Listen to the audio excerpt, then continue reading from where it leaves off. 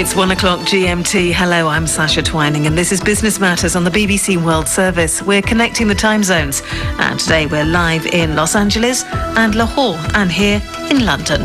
On the programme, President-elect Joe Biden starts formally announcing his top team. It's a team that will keep our country and our people safe and secure. It's a team that reflects the fact that America is back, ready to lead the world, not retreat from it. We discuss his choices so far and hear if it's a reversion of President Obama's team or a new way forward. Plus, how Christmas and coronavirus don't mix. We hear different restrictions announced for the festive period in some European countries. And you'll hear from a multi-award-winning musician who says he's never earned a cent from streaming. That's Business Matters on the BBC. News with Sue Montgomery. The US President-elect Joe Biden has introduced key nominees to his cabinet, saying it would be a team to reunite America and re-establish its global and moral leadership. He said his team would use its experience of working with partners to keep America safe, control the global pandemic and address climate change. Nomia Iqbal reports. Socially distanced on a stage in his home state, Joe Biden introduced key members of the team he'll be taking into the White House. His nominee for Secretary of State, Tony Blinken, said the US needed to proceed with both humility and confidence on the world stage. Avril Haines, who Mr. Biden has chosen to be the first woman director of national intelligence, promised to speak the truth to him, even when it was inconvenient and difficult. The former Secretary of State, John Kerry, has been chosen as climate envoy, a role that does not require Senate confirmation. Mr. Biden has said he does not want to see a guarded border between the Republic of Ireland and Northern Ireland as a result of Brexit. The British government had put forward legislation that could break a commitment to avoid a physical customs border in Ireland. Mr. Biden said it had taken a lot of hard work to reach a settlement there. We worked too hard to get Ireland worked out, and I've talked with the British Prime Minister, I've talked with the Taoiseach, I've talked with others and talked with the French. The idea of having the border north and south once again being closed and require, it's just not right. We just got to keep the border open. Azerbaijan says its army has entered the second of 3 districts to be handed back by Armenia under the deal that ended the war over Nagorno-Karabakh. The handover of Kalbajar was delayed by 10 days to give ethnic Armenians more time to move out. Thousands have left, taking everything they can carry. Some set fire to their homes before leaving. British leaders have agreed to allow up to 3 households to meet for Christmas. In a joint statement, the Prime Minister and the First Ministers of Northern Ireland, Scotland and Wales said a normal Christmas wouldn't be possible with the coronavirus. In France, President Macron has announced a slight relaxation of the country's second coronavirus lockdown, saying the peak had passed. On the 15th of December, if we have reached around 5,000 contaminations per day and around 2,500 to 3,000 people in intensive care, we will then reach a new milestone. Then the lockdown can be lifted. We will have to limit unnecessary travel as much as possible, but I appeal to your sense of responsibility. This will certainly not be a Christmas holiday like any other. World News from the BBC. The United Nations says Houthi rebels in Yemen have agreed to allow international experts to repair an abandoned oil tanker that's been anchored off the western port of Hodeidah since 2015. The vessel has more than 1 million barrels of crude on board. A UN spokesman said work could begin by early February. UN experts have long warned that a rupture or explosion could destroy Red Sea ecosystems. Scottish members of Parliament have unanimously passed a bill making the country the world's first to provide free sanitary products to anyone who wants them. The MP who sponsored the bill, Monica Lennon, said periods didn't stop for pandemics and the work to improve access to tampons and sanitary pads was never more important. Research shows a quarter of girls and women at Scottish schools, colleges and universities struggle to access the items. The U.S. Secretary of State has called for the release of a Cuban rapper whose arrest triggered protests in the island. Denis Solis Gonzalez was arrested 2 weeks ago after he live-streamed himself insulting an officer who tried to enter his home without permission. He was quickly sentenced to 8 months in prison on contempt charges. The American singer Beyoncé has broken the record for nominations for America's top music awards, the Grammys, many of them for her track Black Parade. Colin Patterson reports. I'm going back to the South. I'm going. Its lyrics deal with issues including police brutality and Black Lives Matter protests. Beyoncé has extended her lead as the most nominated female artist in Grammy history, with 79. And her husband, the rapper Jay-Z, is now the most nominated man ever. His 3 nominations meaning he has tied Quincy Jones's total of 80. The winners will be announced on the 31st of January. BBC News.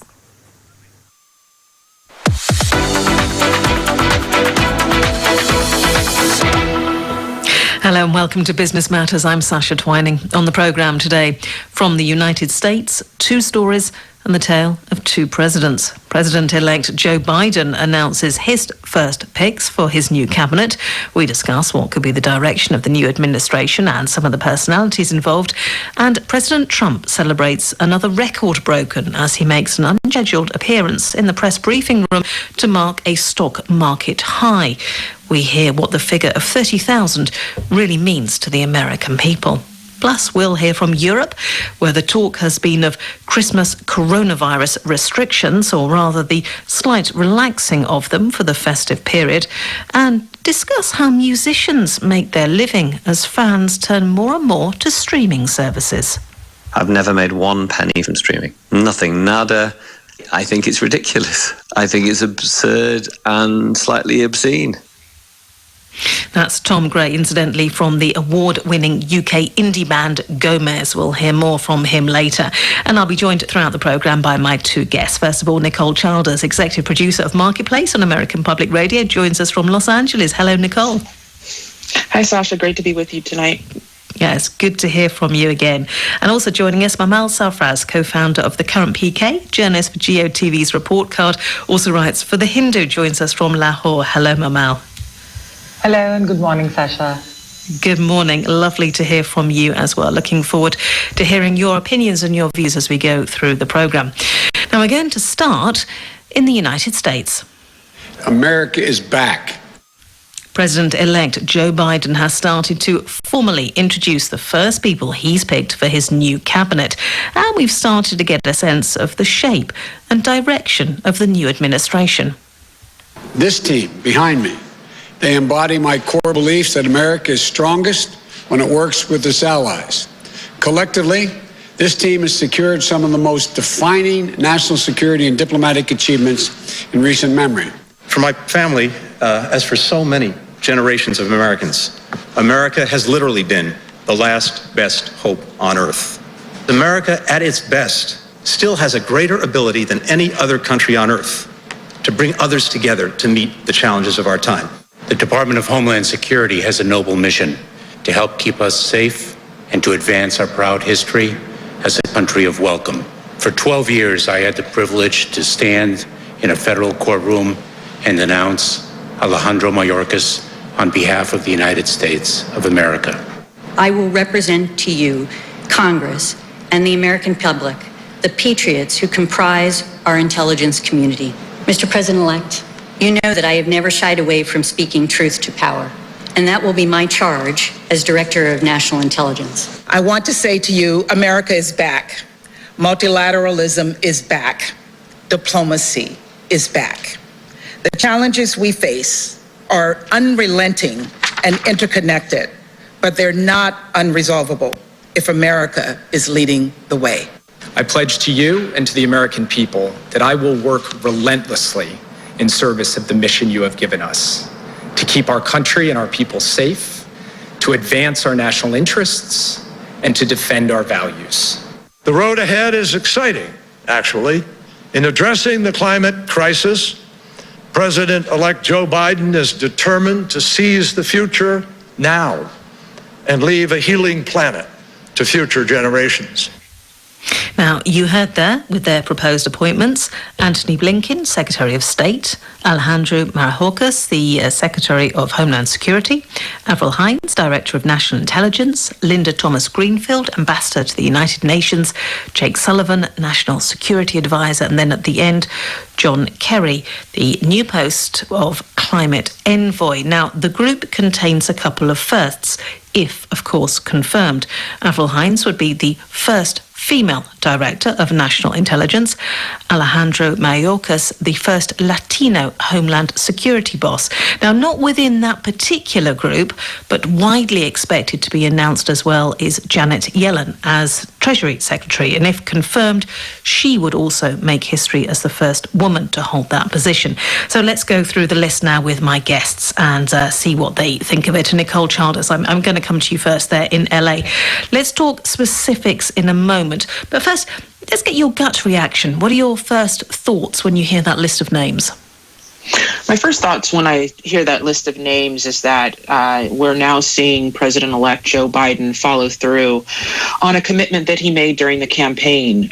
He spoke quite often about how he wanted his cabinet to reflect the diversity of America. And when hearing you list all of those firsts, I think is an example of that. And another name I'll throw out there is Deb Haaland has been talked about as being the secretary that she might be named, or she's under consideration and being vetted to be the Secretary of Interior. If she ends up getting that post or nominated for that post, it would make her the first Native American woman to get such an appointment. And so so my first thoughts are, he is, from the beginning before he even steps foot into the White House, following through on that commitment. And as we know, when you are able to add a level of diversity on such a high level, it does trickle down and have an impact on policy, and it impacts, it'll impact the country, it'll impact Americans. So I think it's pretty amazing to see, to be quite honest. There are, as you say, absolutely a lot of firsts in there, and you feel that he has followed through with what he said he wanted to do. But critics are already saying, look, is this not just Obama 2.0? Because even though some of the names may not be immediately familiar to an international audience, some of those have been within the administration or previous administrations for a long time. And I think that that's not, I think that people are pointing it out now in large part because they are contrasting it with what we saw during the Trump administration, or what we've seen during the Trump administration. You look at his pick of Secretary of State, he chose Rex Tillerson, who was an outsider when it came to D.C. He was a former ExxonMobil CEO. And so I think people are comparing it to that. But you look at, the Bush administration, G.W. Bush, he had people in his administration that were from his father's time and time before. So kind of the recycling of people, and some would argue maybe it's not recycling, maybe it's promoting of people, because they've carried different titles throughout the years, is not foreign. But I think people have grown quite accustomed to Trump's administration, in which he would choose outsiders and people without the kinds of experience we're seeing in some of the candidates that President-elect Joe Biden has been choosing. So I think that's where a lot of the contrast and a lot of the criticism is coming from. But it's kind of par for the course. Okay, let me bring in Mamal in Pakistan. I mean, so much of President Trump's term has been dominated with America first, and therefore policy decisions because of that.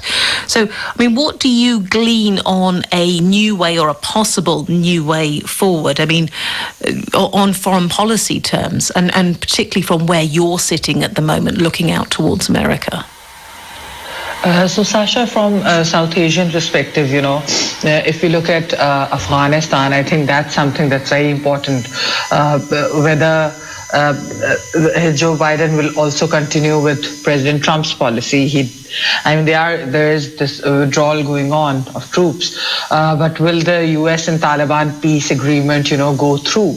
That's something that a lot of people in Afghanistan and Pakistan are looking at, because obviously Afghanistan is our immediate neighbor, and So that's one thing. Then, of course, when it comes to Pakistan, we are very much invested in the Afghanistan and US peace deal. So it remains to be seen how it goes forward.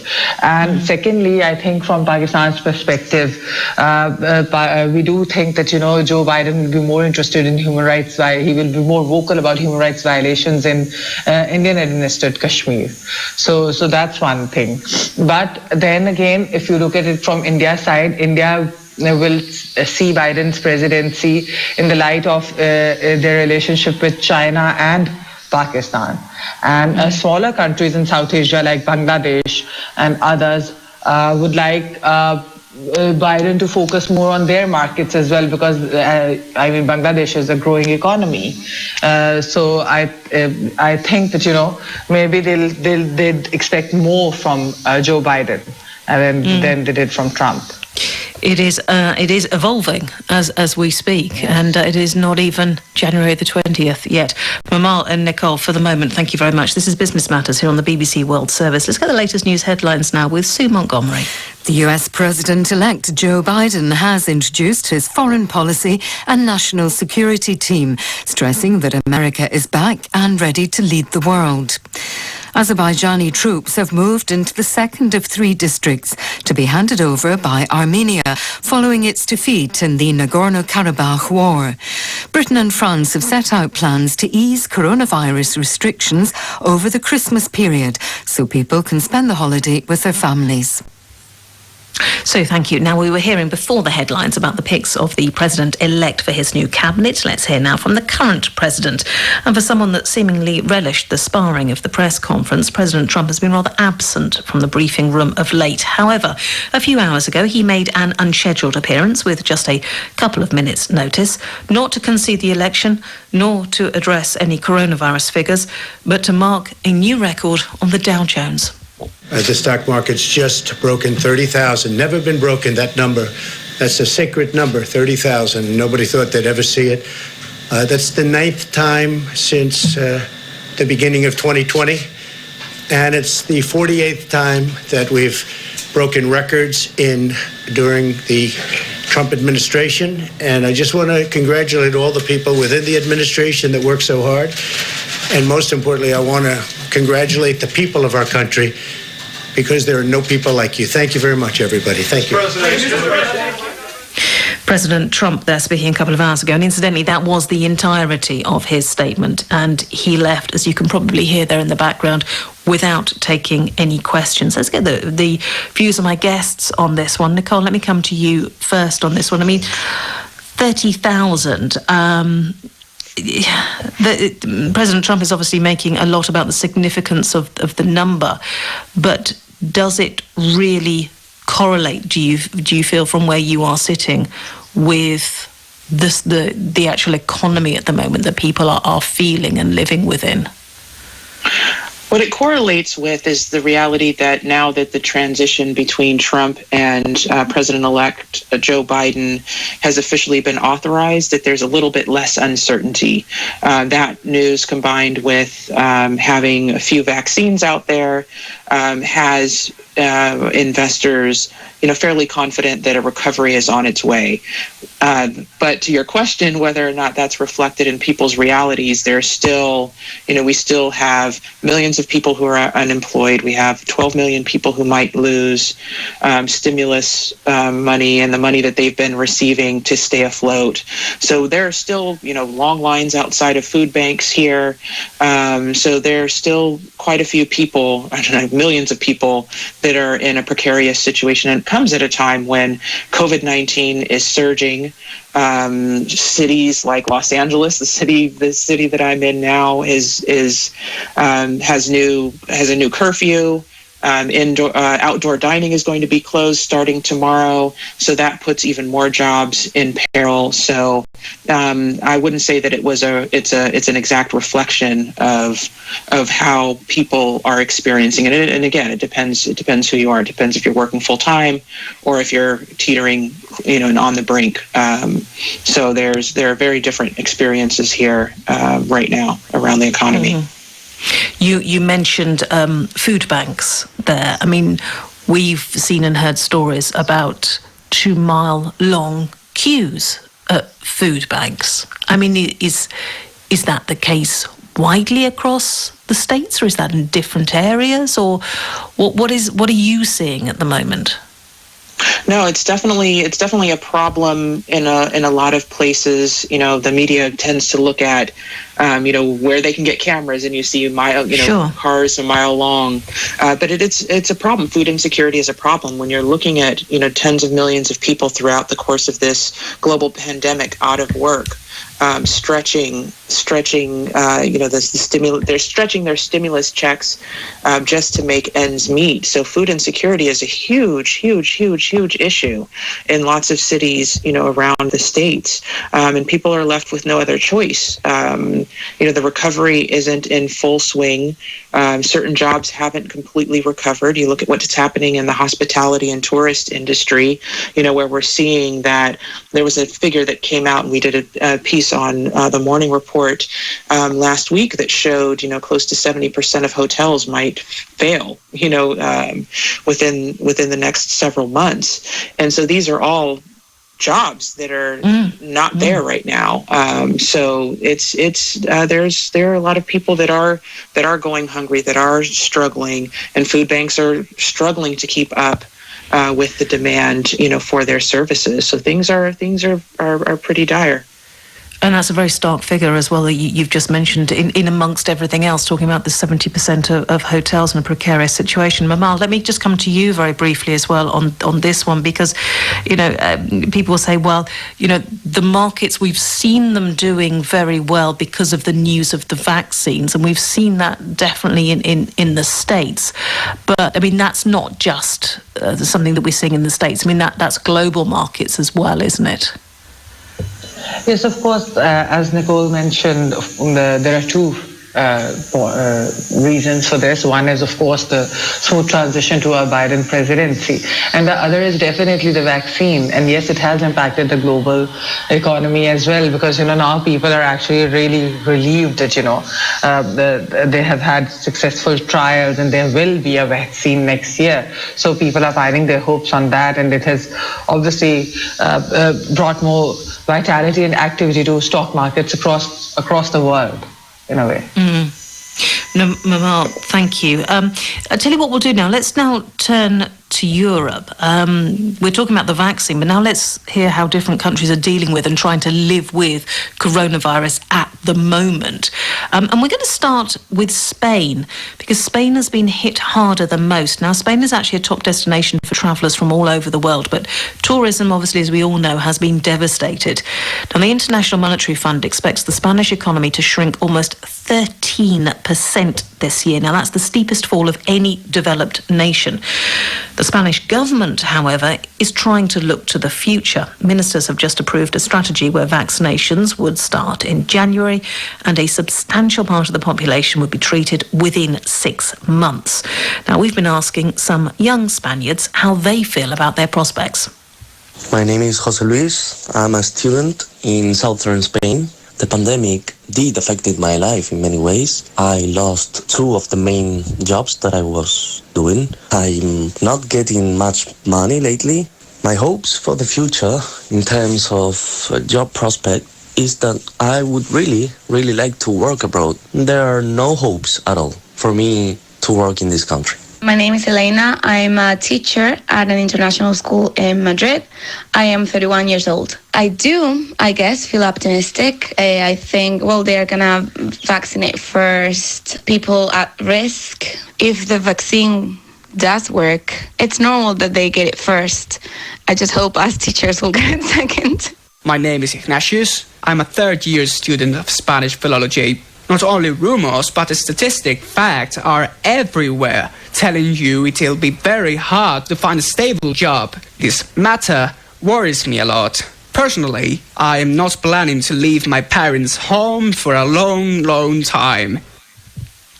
Some young Spaniards there talking about looking as far ahead as they possibly can and what some of their plans, or indeed in some cases lack of their plans, could be. Let's just take a moment though to look not to next year and any possible vaccine programmes, but just a month or so ahead to Christmas. Now, Spain's government has proposed limiting social gatherings to 6. Here in the UK, where this programme is broadcast from, the media today has been very much concentrating on the Christmas bubble that's just been announced. Basically, we will have a window where you can mix up to 3 households, but only for a short festive period. Critics, of course, saying the virus does not take Christmas off. Others pleased at a relaxing of rules. And the UK, of course, has been badly hit, as has been France. And the French President, Emmanuel Macron, spoke just a few hours ago and announced an easing of restrictions, including a relaxation of the 1 kilometre travel rule that kept people close to their homes, and possible changes that could come into effect for Christmas. Le 15 décembre, si nous sommes bien arrivés autour des 5000... On the 15th of December, if we've reached around 5,000 contaminations per day and around 2,500 to 3,000 people in intensive care, we will then have reached a new milestone. Then the lockdown can be lifted. We will then be able to move freely, including between regions, and spend Christmas with our families. But we will have to limit unnecessary travel as much as possible. Breathing and getting together, yes, but I appeal to your sense of responsibility. This will certainly not be a Christmas holiday like any other. French President Macron there, so appealing to a sense of responsibility, a Christmas like no other. Nicole, let me bring you in on this one. Obviously, we've got Thanksgiving the end of this week. So what is the official guidance? I'm guessing it is still state by state on this. Well, it's already been a disaster. The Centers for Disease Control have suggested, encourage people not to travel and to stay home. And unfortunately, that has not been the case. Over the weekend, we saw on both Friday and Monday more than a million people each day passing through the airport. So people are still traveling, even though they were encouraged not to. There's other guidance that says that encourages people to quarantine for 14 days before a holiday. Obviously, we're outside of that window since Thanksgiving is in a couple of days. And to eat outside if they are doing a Thanksgiving dinner. But by and large, it seems as though while some people are in compliance with that, there are still a number of people who are still gathering with family out of state and traveling for Thanksgiving. So there's concern that Thanksgiving dinner will become a super spreader event.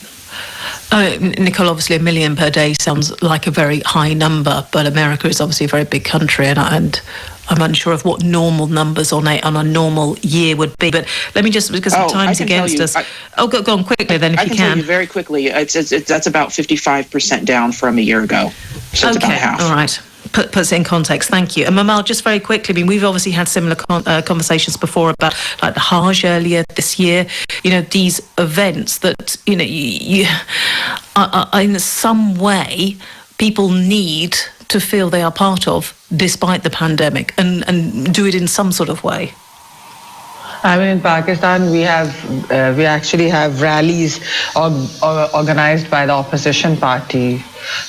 They have made an alliance, and they're holding rallies in several cities of Pakistan, and they have one in Multan in just a few days. So the government is telling the opposition not to do these rallies, but they're not stopping because obviously the government has not really reached out to them, except So that's the thing. But unfortunately, Pakistan's positivity rate is increasing once again, and there's a second wave, and everybody must show responsibility. Really. Yeah.